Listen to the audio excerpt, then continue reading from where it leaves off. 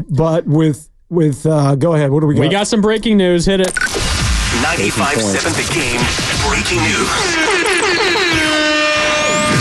Breaking news from The Athletics. Shams Charania. Golden State is waiving Chris Paul. Sources say Paul had a $30 million guarantee date today.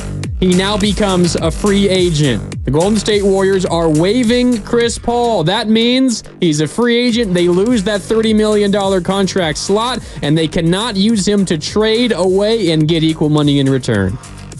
Chris Paul, a free agent.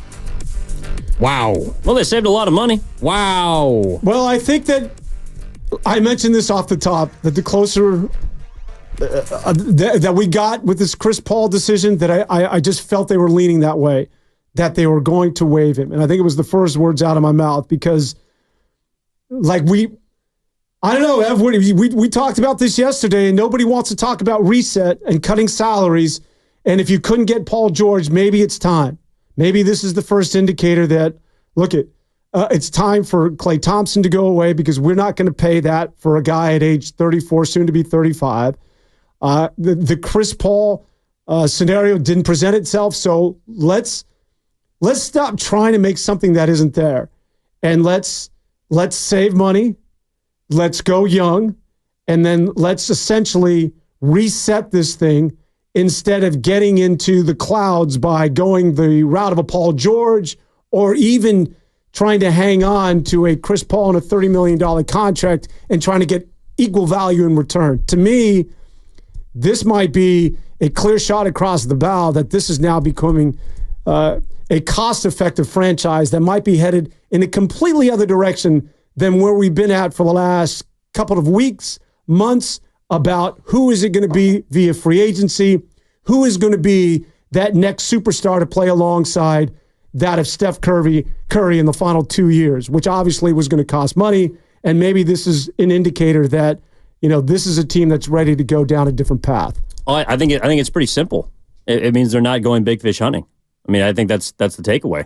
Like that's really your only path to acquiring a max level slot player at this point.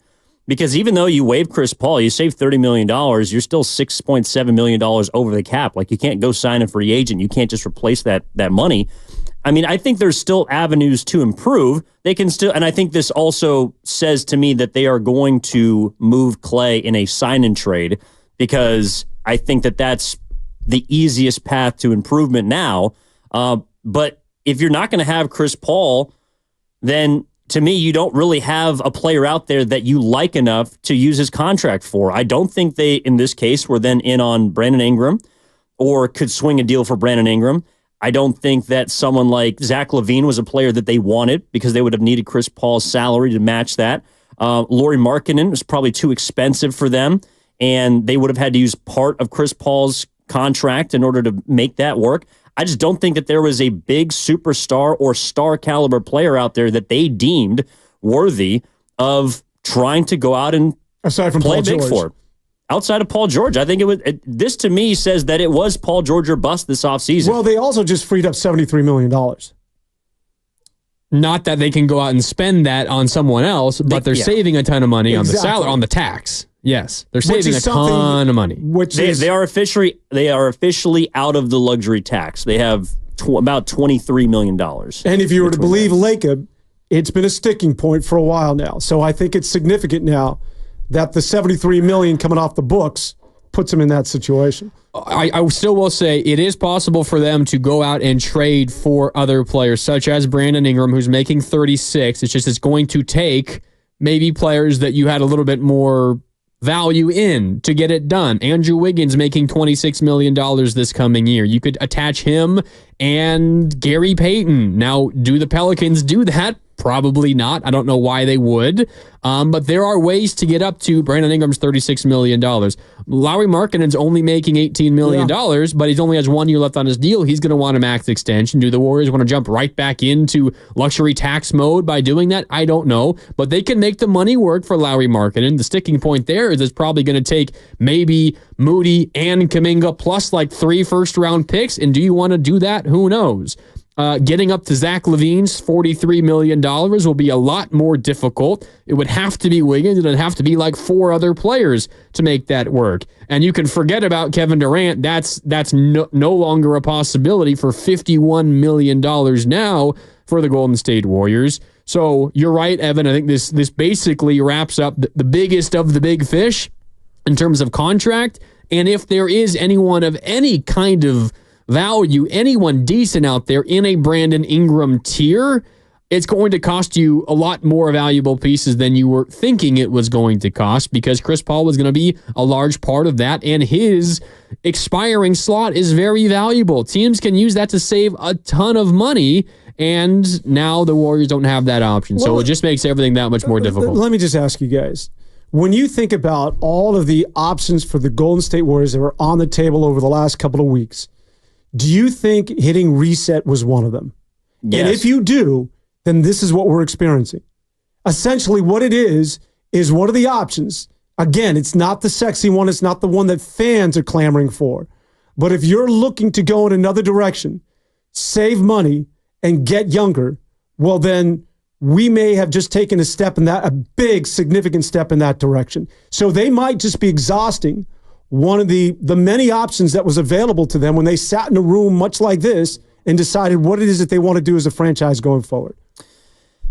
Yeah, I mean, look, it's a salary reset, right? I mean, I also think, I still think Klay Thompson's going to leave, but it does, if they wanted to, come back and say, hey, Klay, we got a little more money for you, if that's okay, if that's what you want, then they could do that. So I do think that even though Klay, in my mind, is, 95 to 98% gone, this opens, I guess, perhaps a backdoor conversation because they have more cash now if they want to bring him back. But, I mean, I'm kind of with you. I think, look, again, this is why I felt like Paul George was the guy for the Warriors, because if it wasn't him, then I do think they were comfortable, Dan, with resetting their books. And ideally, it's just a one-year thing. But I think it's also because they don't have any idea of the direction of this franchise right now, outside of Steph Curry and, of course, perhaps Draymond Green. I think they're still trying to move Wiggins. I think if there was a deal out there that they deemed good enough, they would have opted into Paul. I think they would have been willing to move Kuminga. Clearly, they were willing to move him and not Wiggins for someone like Paul George. So I just think they've exhausted all options at this point, and that word about optionality kind of comes to a close because now you don't have the $30 million. It also does essentially make the deal that they gave Jordan Poole just a salary dump. Exactly. It's exactly what it makes it. And I was just going to say the same exact thing. And all the optionality that they boasted about for the last year is, it turned out to be nothing. An option to just think about what we're going to do with it for a year and then cut him. Like, they did nothing with it. They got him to play for him, and he was fine when he was healthy, and they didn't win a single didn't make the postseason, lost in the play-in, and now they just waive him. So that optionality that they thought that they gained by signing Jordan Poole and then by trading him and getting the veteran Chris Paul back ultimately helped them do nothing.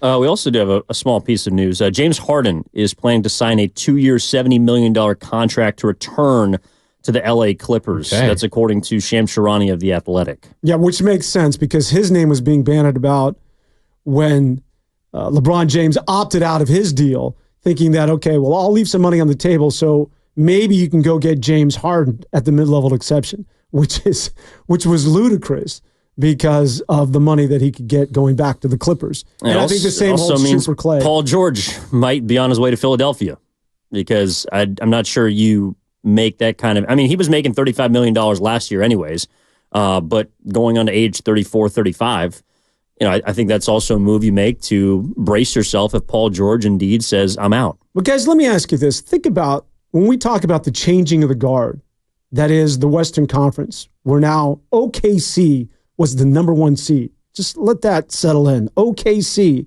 a doormat for years. And what did Oklahoma City do over the last couple of years? Is that they were bad, but they compiled draft picks. They went young, and you could see that there was a future in place. The changing of the guard may also mean that that's the path now of the Golden State Warriors. That recognizing that trying to hang on to something that isn't there and giving way to the OKCs and the Minnesotas for for the time being, and Golden State now going in another direction so that in a year or two, they can be relevant once again. Tough pill to swallow, but that might be where it is that they're headed. And hey, let me just throw this out. It's a little premature, and I'm sure it's probably more appropriate if we were doing a show in Detroit or Charlotte. But But first name Cooper, last name Flag is sort of where it is that you want to be going as far as the Golden State Warriors and their future. You encouraging them to tank? I think next year it's going to be a poop for Coop.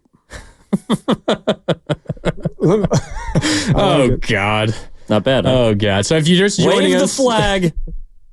That's plant awesome. it for Flag. Yeah, I don't know what the Warriors do. The waving of Chris Paul, cutting Chris Paul, losing that salary slot really decreases the Warriors' chances to get a difference maker in here. So where do the Warriors go from here? What is the pivot?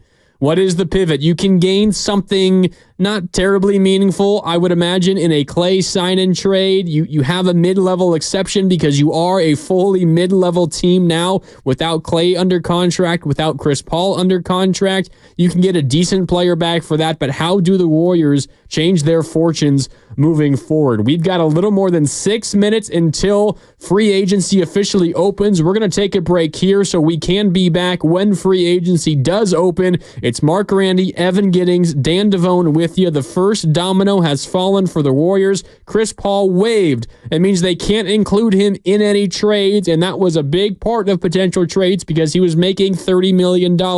So what do the Warriors do? Who are the big names going to? Where is Clay going? We might find out in about 10 minutes. Keep it locked here as we continue our free agency special on 95.7 The Game.